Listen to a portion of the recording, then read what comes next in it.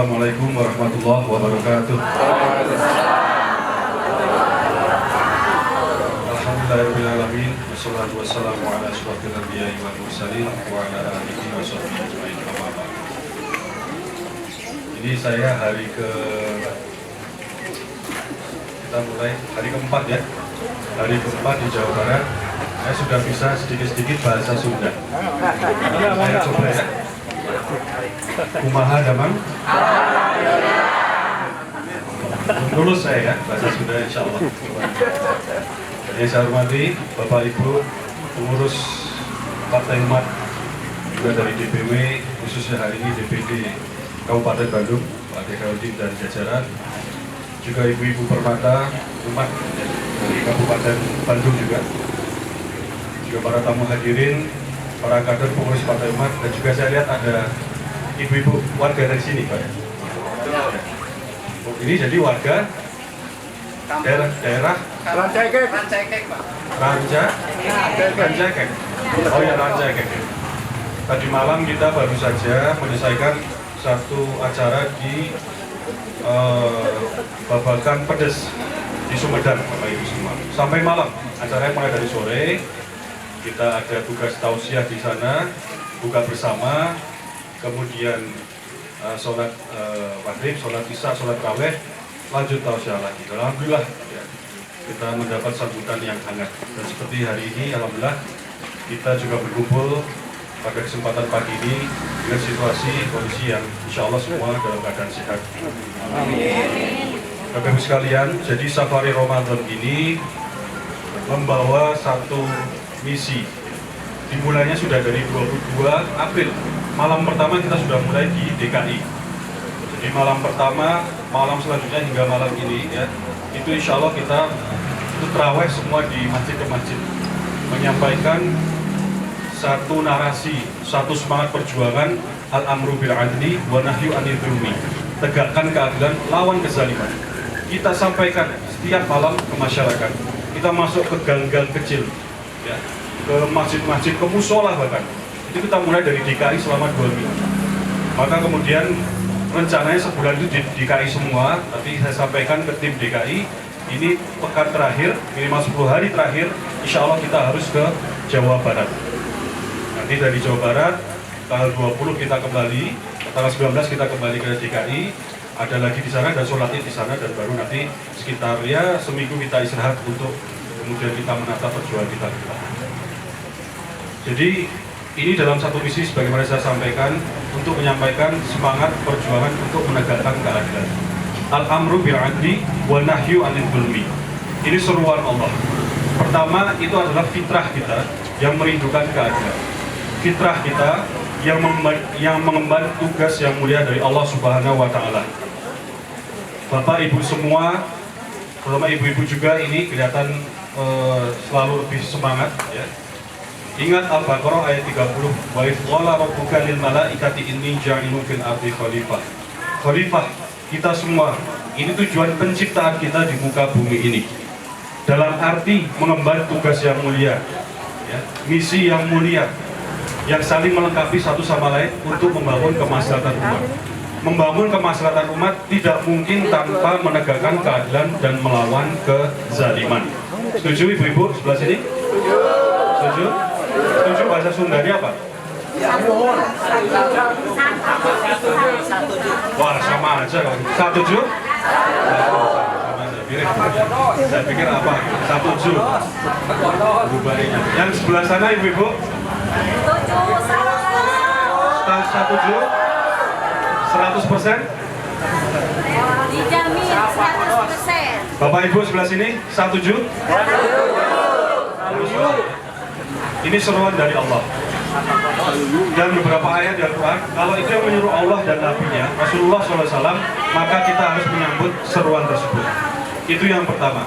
Kemudian ayat yang sering kita dengar, Ali Imran 104, wal takum minkum ummah yad'una ilal khair wa ya'muruna bil ma'ruf wa yanhauna 'anil munkar wa ulaika humul muflihun. Jadi ini perintah kita untuk menghimpun barisan perjuangan seperti yang kita lakukan juga pada pagi hari ini. Kemudian apa yang pertama? Amar ma'ruf nahi munkar. kita sering sudah mendengar, ya. Dan insya Allah ini akan kita lakukan. Insya Allah kita akan berbagi. Dan ini adalah salah satu semangat bulan Ramadan untuk mempercepat diri kita menuju derajat ketakwaan. Bapak Ibu, ketakwaan itu adalah satu-satunya alat ukur yang digunakan Allah Subhanahu wa taala untuk mengukur kita. Bukan posisi, bukan pakaian kita, bukan gaji kita, bukan nama kita dan lain sebagainya. Tapi apa? Ketakwaan. Dan semata-mata perjuangan kita ini adalah mardotillah untuk mendapatkan keridhaan Allah.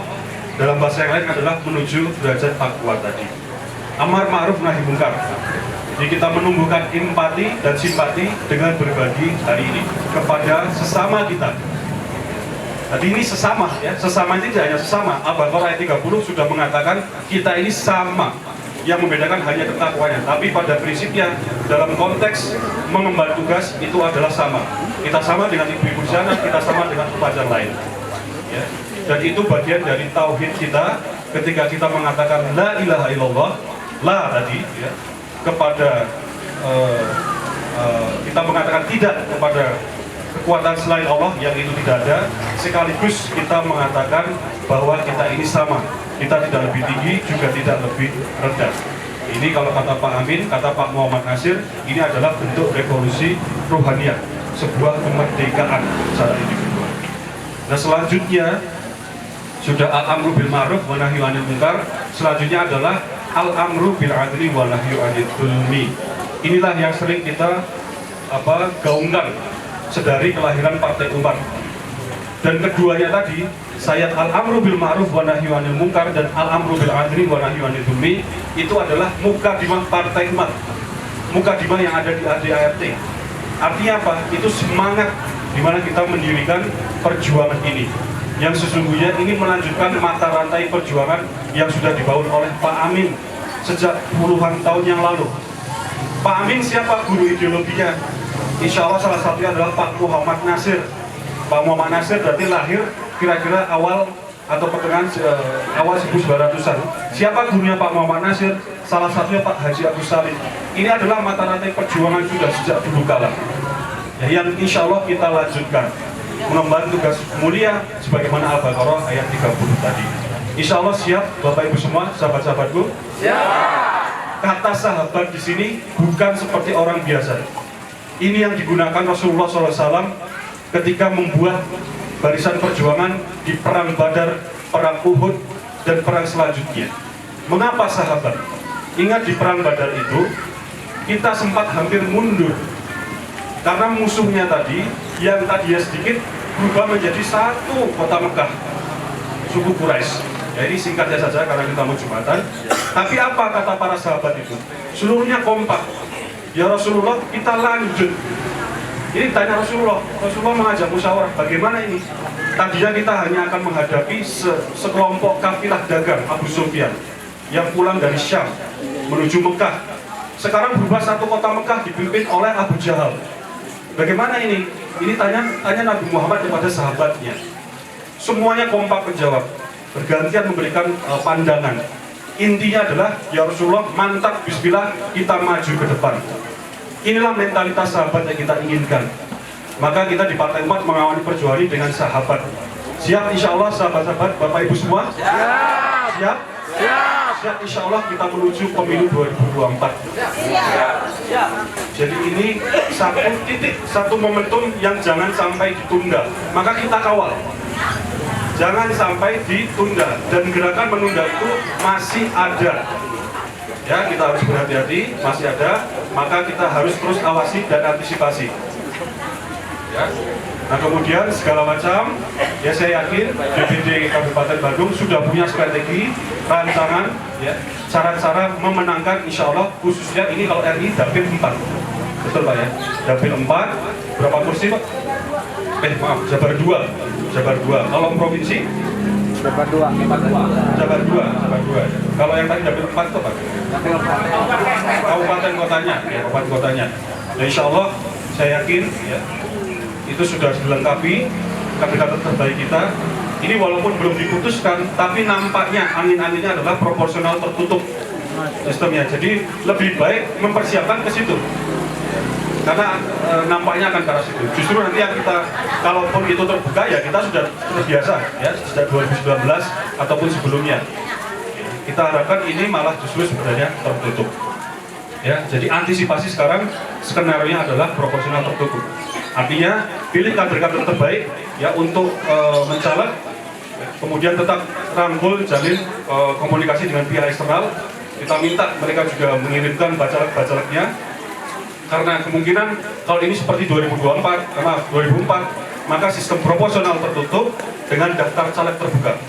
Artinya itu akan menjadi semi terbuka kalau nanti ada calon-calon di bawah nomor 1 itu mencapai threshold tertentu. Kira-kira begitu. Demikian yang bisa saya sampaikan.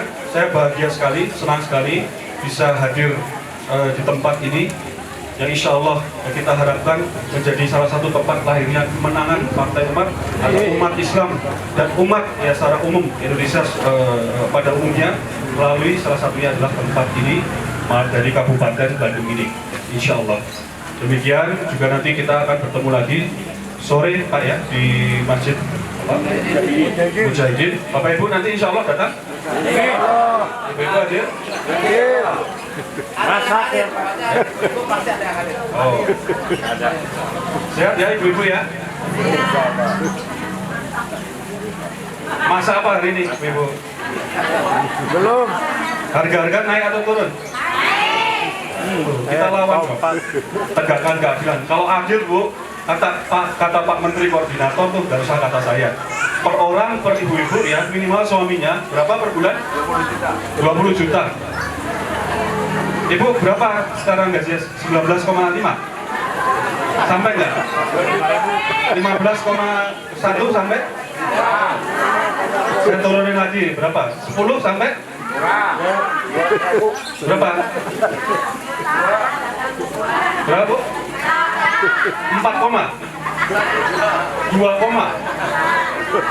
Nah lihat Bu, kita ini insya Allah bisa hidup jauh lebih tinggi dari taraf itu tadi.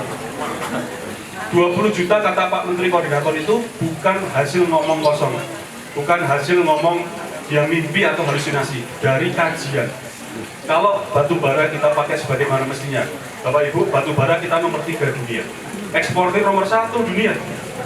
Kaya atau miskin harusnya? Ya sekarang kita kaya atau miskin? Cadangan apa?